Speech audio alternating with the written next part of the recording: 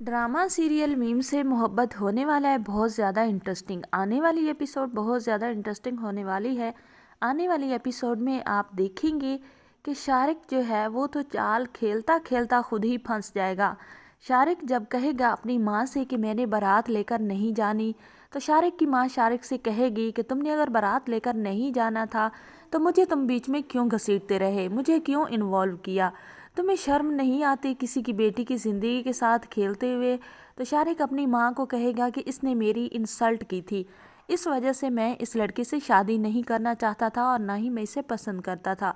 मैं सिर्फ और सिर्फ इससे बदला लेना चाहता था मामा, और आप भी मुझे माफ़ कर दें और चलें यहाँ से, मैं यहाँ से मूव ऑन करना चाहता हूँ। तो शारिक की माँ कहेगी कि मैं इस तरह मुँह छुपा के भागने वालों में से नहीं हूँ, तुमने गलत किया है तो मैं अब यहाँ से भाग जाऊँगी तो वो लोग क्या सोचेंगे। तुम चलो तैयारी कर लो और बारात लेकर जाते हैं। खुदा का खौफ करो, क्यों किसी की बेटी की ज़िंदगी तबाह बर्बाद करना चाहते हो। तो दूसरी तरफ आप ये भी देखेंगे कि जब ऋषि की माँ कॉल करेगी तो शारिक की माँ कॉल अटेंड कर लेगी।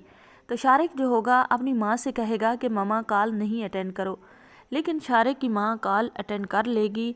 तो शारिक अपनी मामा से फ़ोन छीन कर फ़ोन फेंक देगा और अपनी मम्मा से कहेगा कि आप कॉल अटेंड कर रही हैं तो उन्हें जवाब क्या देंगी।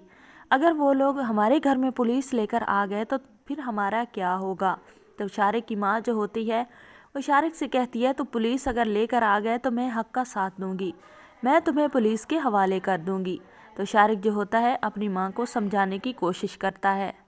शारिक की माँ अपने बेटे की वजह से खामोश हो जाती है। दूसरी तरफ आप देखने वाले हैं जब शारिक बारात लेकर नहीं पहुँचता, यहाँ पर सारे लोग बहुत ज़्यादा परेशान होते हैं। तो शारिक की माँ जो होती है वो दोबारा जब कॉल करती है ऋषि की माँ, तो शारिक की माँ कॉल अटेंड कर लेती है और वो कह देती है कि मेरे बेटे का एक्सीडेंट हो गया है जिसकी वजह से हम बारात लेकर नहीं आ सकते, उसकी हालत बहुत ज़्यादा ख़राब है। तो ऋषि की माँ जो होती है वो तो और ज़्यादा परेशान हो जाती है और वो ये बात वहाँ पर बाराती जो बैठे होते हैं लोग उनको बता देती है। तो वहाँ पर तलहा मौजूद होता है। तलहा कहता है कि फिर हमें पता तो करना चाहिए शारिक का कि उसके साथ क्या हुआ है। तलहा जो होता है वो तो एक दो आदमियों को लेकर उनके घर पर पहुँच जाता है। जैसे वो जाता है तो शारिक तो वहाँ पर ठीक ठाक मौजूद होता है। तलहा जो होता है वो शारिक को वहाँ से पकड़ लेता है और घसीट कर सबके सामने उसे लेकर जाता है और ऋषि के सामने भी लाकर खड़ा करता है ताकि ऋषि को भी मालूम हो कि उसने जिससे मोहब्बत की है वो कितना वफादार है।